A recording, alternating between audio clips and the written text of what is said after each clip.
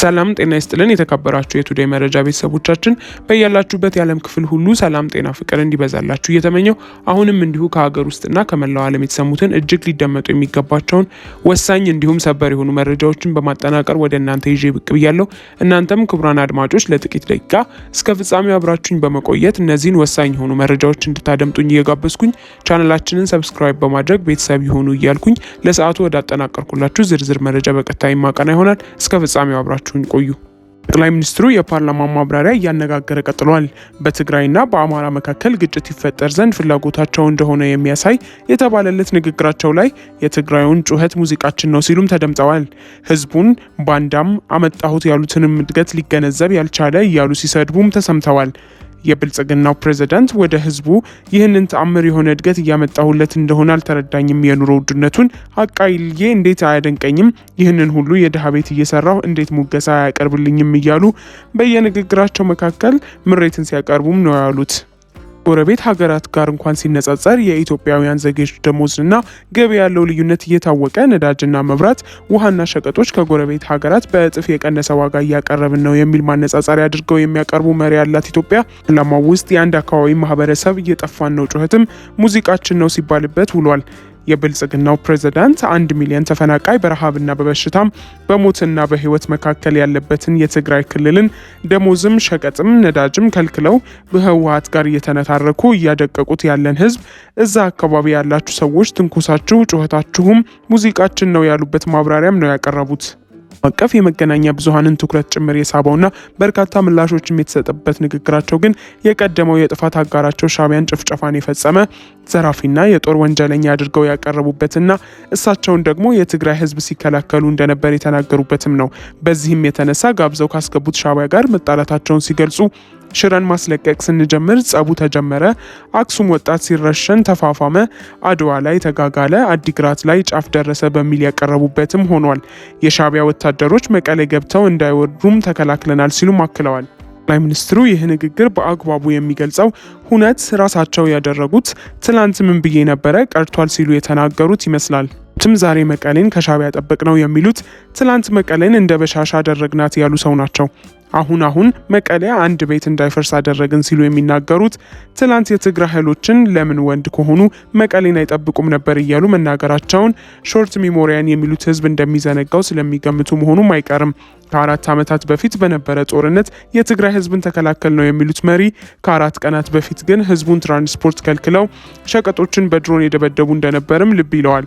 በጦርነት ወቅትና በኋላ የኤርትራ ጦር ትግራይ አልገባም ከሚለው እስከ ውዳሴ ሻዕቢያ ድረስ ያሉ ንግግሮች እንደተጠበቁ ሆነው ዛሬ የጥፋት አጋራቸው የነበረውን ሻዕቢያን ቀድሞውንም የታወቁ ጥፋቶችን ሲያቀርቡ ፋብሪካዎችን እንዳወደመም ሲጠቅሱ የአየር ኃይል ትርኢታቸው ላይ እኛም የትግራይ ፋብሪካዎችን ጁንታው እንዳይጠቀምባቸው አወደምናቸው ማስባላቸውን የሚያስታውስ እንደሌለ በመገመትም ይመስላል። ብልጽግናው ፕሬዝዳንት በፓርላማው ውላቸው ያተኮሩበት ነጥብ የትግራይ ህዝብ ሆይ ሻዕቢያ ጥፋት ያደረሰብህ አካል መሆኑን አውቀህ ወደ ሰሜን እንዳትመለከት እያሉ ነው የሚል እንድምታ የሰጡትም አሉ። ከዛም ተሻግረው የአማራ ህዝብ ሆይ የደረሰብህን ጥፋት አስታውሰህ ወደ ትግራይ እንዳትመለከት የሚል አንድምታ ያለው የአስታውስ ንግግር ስለማቅረባቸውም ያክላል። እንዲህ ያለውን የጠቅላይ ሚኒስትሩ ንግግር የኦህዴድ ብልጽግናዎች የሰሜኖቹ ጥምረት እየመጣብን ነው በሚል በተለያዩ መድረኮች ከሚገልጹት ስጋት ጋር አያይዘው የሚያነሱ ሰዎችም ምላሽ እየሰጡበትም ያለው ሆኗል። ሻዕቢያ ለብልጽግናው መሪ ንግግር ምላሽ ሰጥተዋል። ጠቅላይ ሚኒስትር አብይ አህመድ አሰብን እስራኤል ከተቆጣጠረቻቸው የጎላን ተራሮች ጋር አነጻጽሮ ማቅረባቸውንም አንስተዋል። በፓርላማው ሲታይ የዋለው የብልጽግናውና መሪው ቅጥፈትና ተላይነት ነው ብለዋል። የኢሳያስ አስተዳደር የተገናገረው ነው። ሻዕቢያ በዜና ሚኒስትሩ በኩል ባሰራጨው መግለጫው እንደሚታወቀው የአደባባይ እውነትን በሆነ ሁኔታ የብልጽግናው መሪ አብይ አህመድና የእርሱ ከፍተኛ የጦር አዛዦች በጦርነት ወቅትም ሆነ ከዛ በኋላ ለረጅምና ተከታታይ ጊዜም ለኤርትራ ጦር ኃይል ከፍተኛ ምስጋናና ውዳሴ ሽልማትም ሳይቀር ሲሰጡ ከርመዋል ብለዋል። ከዛ ሁሉ ጊዜ በኋላ በብልጽግናው መሪ ከቀረቡት ከርካሽ ውሸቶች ምንጫቸው ግን ለሌላ ጦርነት ያለ ፍላጎት ነው ባይ ነው።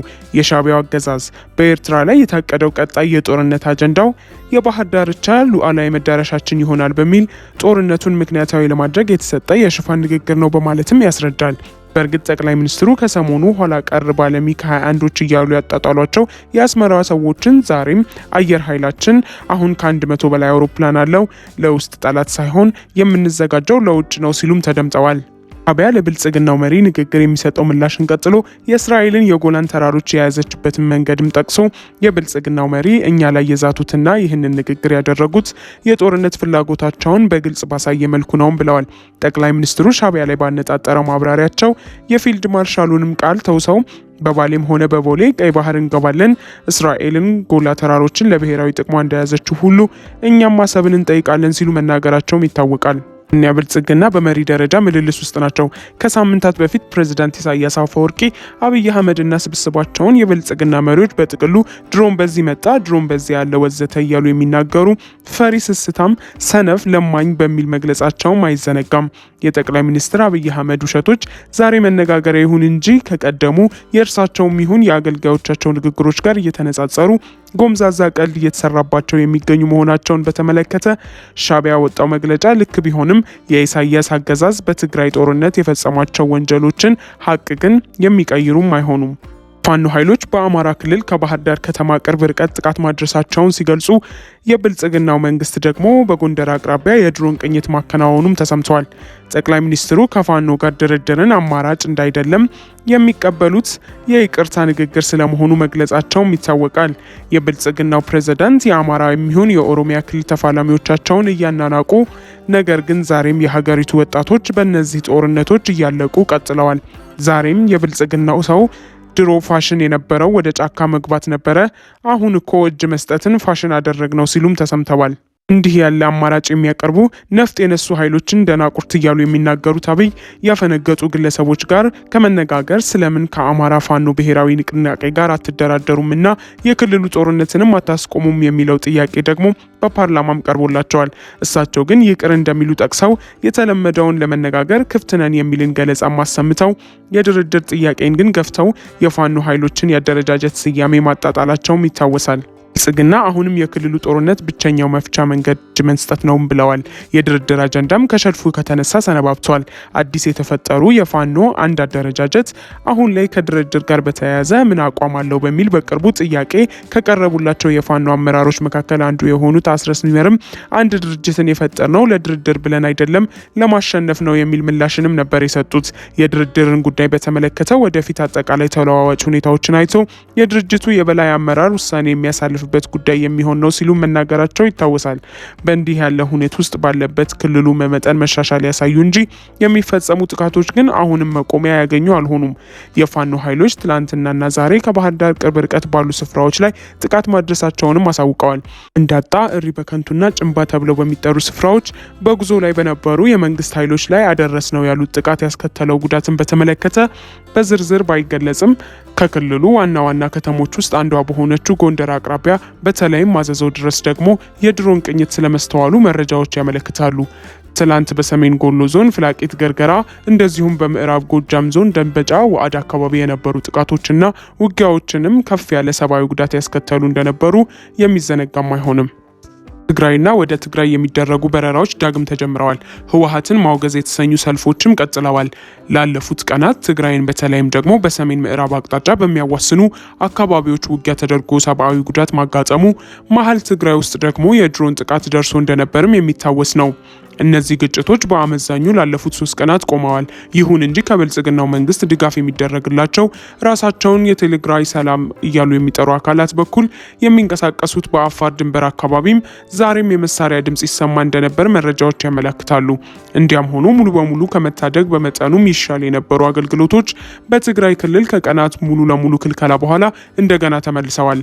የኢትዮጵያ አየር መንገድም ወደ ትግራይ ክልል ከተሞች ለቀናት አቋርጦት የቆየውን ዕለታዊ በረራውን ዛሬ ጠዋት በድጋሚም ጀምሯል። አየር መንገዱ ዛሬ ጠዋት ከአዲስ አበባ ወደ መቀሌ በረራ ያደረገ ሲሆን ወደ ሌሎች ከተሞችም በረራዎች ለመንገደኞች ክፍት መሆናቸውንም ገልጸዋል። ባለፈው ሳምንት በረራዎች ከመቋረጣቸው በፊት አየር መንገዱ ወደ ክልሉ ዋና ከተማ መቀሌ በየቀኑ 8 በረራዎችን ያደርግ የነበረ ሲሆን አሁን ግን በረራዎቹ ወደ 5 መቀነሳቸው ግን ታውቋል። በአማራ ብልጽግና አማካኝነት የወልቃይትና ራያ ቀጠና ላይ ያሉት አስተዳደሮች የሚጣሯቸው ሰልፎችም ቀጥለዋል። ውድ ቤተሰቦቻችን ለዛሬ ያዝንላችሁን እዚህ ላይ ቋጨን። ላይክ፣ ሼር፣ ሰብስክራይብ፣ ኮሜንት በማድረግ ለቻናላችን ድጋፋችሁን መስጠት እንዳትዘነጉ። ከሌሎች መረጃዎች ጋር በድጋሚ የምንመለስ ይሆናል። እስከዚያው መልካም ቆይታ